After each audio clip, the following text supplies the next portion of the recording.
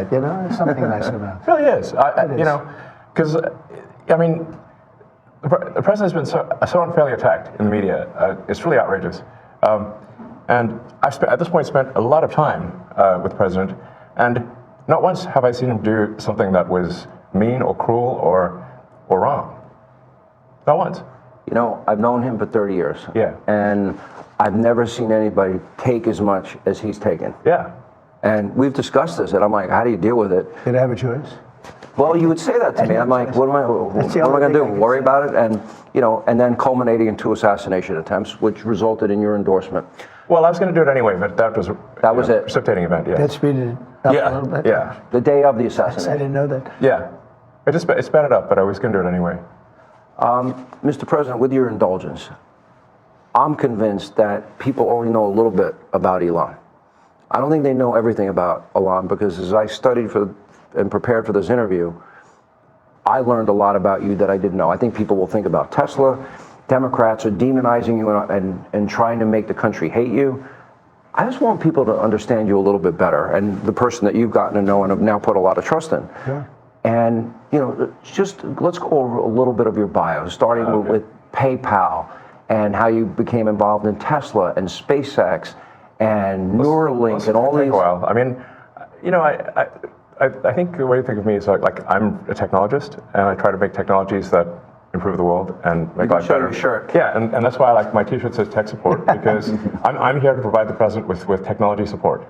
And now that may seem like, well, is that a silly thing? But actually, it's a very important thing, because the president will make these executive orders, which are very sensible and good for the country, but then they don't get implemented. You know, if you take for example, all the funding for the migrant hotels, the president issued an executive order where, hey, we need to stop taking taxpayer money and paying for luxury hotels for illegal immigrants, which makes no sense. Like, so obviously, people do not want their tax dollars going to fund high-end hotels for illegals. And yet they were still doing that, even as late as last week. And so, you know, we went in there and we're like, this is in violation of the presidential executive order. It needs to stop. So what we're doing here is one of the biggest functions of the DOGE team is just making sure that the presidential executive orders are actually carried out. And this is, I just want to point out, this is a very important thing, because the president is the elected representative of the people. So he's representing the will of the people. And if the bureaucracy is fighting the will of the people and preventing the president from implementing what the people want, then what we live in is a bureaucracy and not a democracy. You're both aware, you have to be keenly aware, that the media and the punditry class, not that, you know, I think you've proven they have no power anymore, because they threw everything they had at you and they didn't win. And that was, you know, the New York Times, Washington Post, 3 networks, every late night comedy show, 2 cable channels. They just threw everything, lawfare, weaponization. Sure. And now I see they want you two to start, they want a divorce. They want you two to start hating each other. And they try, President Elon Musk, for example. You do know that they're doing that to you. Oh, I see it all the time. They tried it, then they stopped. That wasn't. They have many different things of hatred. Actually, Elon called me. He said, you know, they're trying to drive us apart. I said, absolutely. No, they said, we have breaking news. Donald Trump has ceded control of the presidency to Elon Musk. President Musk will be attending a cabinet meeting tonight at 8 o'clock. And I say, It's just so obvious. They're so bad at it. I used to think they were good at it. They're actually bad at it, because if they were good at it, I'd never be president. Because I think nobody in history has ever gotten more bad publicity than me. I could do the greatest things. I get 98% bad publicity. I could do, outside of you and a few of your very good friends, it's like the craziest thing. But you know what I have learned, Elon? The people are smart. They get it. Yeah, they do, actually. They get it. They really see what's happening. Yes. And at the end of this interview, what I would like is, I want people to know the relationship and know more about you. What is the relationship, Mr. President? Well, I respect him. I've always respected him. I never knew that he was right on certain things, and I'm usually pretty good at this stuff. He did Starlink. He did things that were so advanced and nobody knew what the hell they were. I can tell you in North Carolina, they had no communication. They were wiped out. Those people were, you know, they had rivers in between. Land that never saw water, all of a sudden it was a river and a vicious, like rapids. people were dying all over. They had no communication. They said, you know Elon Musk? They didn't really know I knew him. I said, yeah. He said, could you get Starlink? It's like the first time I ever heard of it. I said, what's Starlink? A communication system. That's unbelievable. I have it. Yeah, and he said, I called him and I said, listen, they really need it. And he got like thousands of units of this communication, and it saved a lot of lives. He got it immediately, and you can't get it. I mean, you have to wait a long time to get it. But he got it to him immediately, and I said, that's pretty amazing, and I didn't even know he had it. We watched the rocket ships, and we watched Tesla. I think, you know, something that had an effect on me was when I saw the rocket ship come back and get grabbed, like you grab a beautiful little baby, you grab your baby. It just hug the rocket. I've never seen. Right, everyone needs a hug, including rockets. No, but and he said, you know, you can't really have a rocket program if you're going to dump $1 billion into the ocean every time you fly. You have to save it. Right. And he saved it. First time that I've ever seen that done. Now nobody else can do it. If you look at the U.S., Russia, or China, they can't do it, and they won't be able to do it for a long time. He has the technology. So you learn. I wanted somebody really smart to work with me in terms of the country, a very important aspect. Because, I mean, he doesn't talk about it. He's actually a very good businessman. And when he talks about the executive orders, and this is probably true for all presidents, you write an executive order and you think it's done. You send it out. It doesn't get done. It doesn't get implemented. They don't implement it. Maybe they're from the last administration, and they are in some cases. You try and get them out as fast as you can. But I could, as soon as he said that, I said, you know, that's interesting. You write a beautiful executive and you sign it and you assume it's going to be done, but it's not. What he does is he takes it, and with his 100 geniuses, he's got some very brilliant young people working for him that dress much worse than him, actually. Yeah, they dress in just T-shirts. You wouldn't know they have 180 IQ. Wait a minute. So he's your tech support. No, he is. But he's much more than that. I actually am tech support, though. But he gets it done. He's a leader. Yeah. He really is. He gets it done. You got a lot of tech people, and you have people that are good with tech, but he gets it done. You know, I said in real estate, you had guys that would draw beautiful renderings of a building, and they'd draw the rendering, it would be great, and you say, great, when are you starting? But they were never able to get it built. They couldn't get the financing, they couldn't get the approvals, it would never get done. And then you have other guys that are able to get it done. You know, they could just get it done. I was in real estate, same thing in this. He gets it done. So when he said that, he said, you know, when you sign these executive orders, a lot of them don't get done, and maybe the most important ones. And he would take that executive order that I'd sign, and he would have those people go to whatever agency it was. When are you doing it? Get it done, get it done. And some guy that maybe didn't want to do it, all of a sudden, he's signing. He just doesn't want to be bothered. Do a lot of those executive orders have to be codified into law? You need the Republican Congress and to follow will be. A lot of them will be. They will. Look, in the meantime, we have 4 years. The beauty is we have 4 years. That's why I like doing it right at the beginning. Because an executive order is great. I mean, the one problem, it's both good and bad. Because when they did all these executive orders, I've canceled most of them. They were terrible. I mean, we're going to go radical left communist. Okay, it was crazy. Their really crazy. Executive orders were so bad. If they ever got them codified, you'd never be able to break them. So the damage that Biden has done to this country, and it's not even Biden, it's the people that circled him in the Oval Office, okay? But the damage they did to this country, in terms of, let's say, open borders, you know, there's so many things, but open borders, where millions of people poured into our country, and hundreds of thousands of those people are criminals. They're murderers, they're drug dealers, they're gang members, they're people from prisons from all over the world. And we have a great guy, Tom Homan, and he is doing so incredibly. You saw the numbers, they're down like 96%. 95%. He is a phenomenal guy. And Kristi Noem is doing an unbelievable job. And he wanted her, he said, she's so tough. And I said, I don't think of her as that way. You know, she's very nice. He said, no, she's so tough. And she is. I see with the horses, she's riding the horse. Let's go. She's great. But the team we have is really unbelievable. But those executive orders, I sign them, and now they get passed on to him and his group and other people, and they're all getting done. We're getting them done. Let me go back a little bit to your background, because it's beyond impressive. You were the chief engineer, for example. You were an early believer in Tesla. You became the CEO. And then the chief engineer, which was phenomenal. SpaceX, same thing, which is unbelievable. I mean, you were the first private company to send astronauts successfully into space.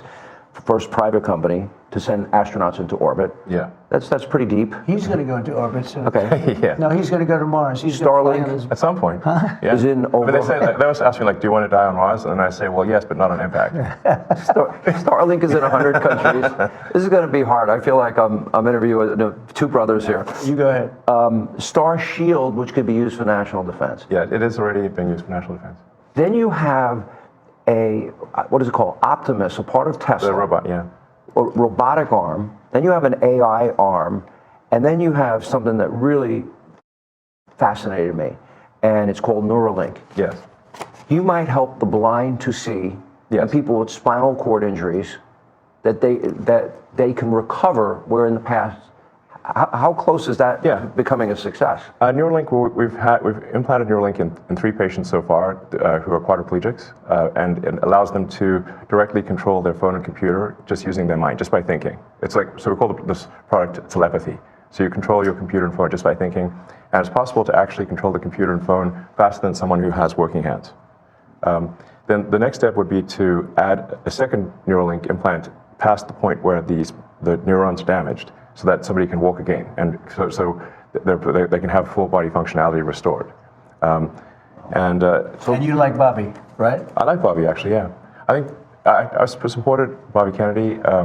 I think he's unfairly maligned as someone who is anti-science, but I think he isn't. He just wants to question the science, which is the essence of the science. The scientific method fundamentally is about always questioning the science. Well, they didn't tell us the truth about COVID. Correct. That's for sure. Yes. And we learned a lot with the Twitter files. And that just then raises a question. You're the richest man in the world. You may not like that part. You're pretty competitive. It's here nor there. I've known I you a don't know long if it time. That's why. But he's on your team. President. That's, Well, that's true. He can't top that. he's good. You know, I wanted to find somebody smarter than him. I searched all over. I just couldn't do it. I couldn't. You really tried hard. I couldn't find anyone smarter, right? So we had it for the country. But this is the thing. We settled on this Well, guy. thanks for having me. So, I'm just trying to be useful this is here. the interesting. This is where we are as a society, and I hate to do this to you, but I'm going to do it anyway. You're doing all of these things. Nobody at Doge gets paid a penny, correct? Well, actually, some people are federal employees. Some are, they do- okay. Yeah, They're helping. But I think it's fair to say that the software engineers at Doge could be earning millions of dollars a year, and instead of earning a small fraction of that as federal employees.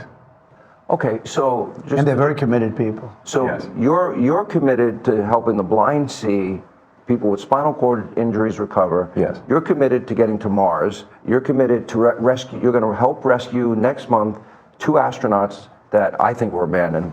They dispute that in an interview. When are you At the getting president's request, or instruction, we are accelerating the return of the astronauts, which was postponed kind of to a ridiculous degree. They got left in space. They've been there. They were supposed to be there 8 days. They're there almost 300. Biden. They were put, Yeah. yes, they were left up there for political reasons, which is not good. Okay, it's not good. Now, if I had the weight of the pressure of doing that successfully on my shoulders, I think I'd be, But when we spoke before we did this interview, you are very confident. You think this will be a successful mission. Well, we don't want to be complacent, but we have brought astronauts back from the space station many times before, and always with success. So, as long as we're not complacent, When are you going to launch? I think it's about 4 weeks to bring them back. About 4 weeks. Yeah. And And You we're have being the go-ahead. extremely cautious. Yeah. You now have the go-ahead. Yes. Well, thanks to you. They didn't have the go-ahead with Biden. What's He that? was going to leave him in space. I think he was going to leave him in space. Well, it's like He when we considered were it growing like- up, lost in space. Yeah, he didn't want the publicity. Can you believe it? Unbelievable. And so Yeah. I want to echo something that the president said and then ask an overarching question. So people get hit with Hurricane Helene, they have no communication with the outside world. You come to the rescue, you donated that, I Yes, believe? yes. Okay. You donated to the people He saved a lot of lives And- in North Carolina. He saved a lot of lives. and California after the wildfires? California, but I mean in North Carolina where they were really in trouble, they had no communication. People were Nothing. dying. They were dying of starvation. He saved a lot of lives in North Carolina. Okay, now you're going to rescue astronauts. And now, and again, you do all of this. I would think liberals would love the fact that you have the biggest electric vehicle company in the world. Yeah. I mean, I used to be adored by the left. Yeah, not anymore. Less so these He days. killed that, huh? I mean, less. I really didn't know. Well, I mean, this whole sort of like, they call it like Trump derangement syndrome. And I didn't, you don't realize how real this is until like you can't reason with people. So like I was at a friend's birthday party in LA, just a birthday dinner, and it was like a nice, quiet dinner, and everyone was behaving normally. And I happened to mention, this is before the election, like a month or two before, I happened to mention the president's name. And it was like they got shot with a dart in the jugular that contained like methamphetamine and rabies, okay? And they're like, wow! And I'm like, what is wrong? Like, guys, like, you can't have like a normal conversation. Yeah. And it's like they become completely irrational. He has no idea, but if you're friends with him, Yeah. you pay a price. You know, it's like I walk in a restaurant in New York and it's like half the room it's daggers and they want to. No, the eye daggers level is insane. Yeah. I mean, there was like I had like some invitation because so I got invited to like basically a big sort of damn event like that was, but I received the invitation like the beginning of last year, and I still attended even after I'd endorsed President Trump, and I didn't realize how profoundly that would affect how I was received. I mean, I walk into the room and I'm getting just the dirty looks from everyone. Like if looks could kill, I would have been dead several times over. But that was not before Trump. Like dogs, ashes on the Before floor. Before Trump, that never happened, right?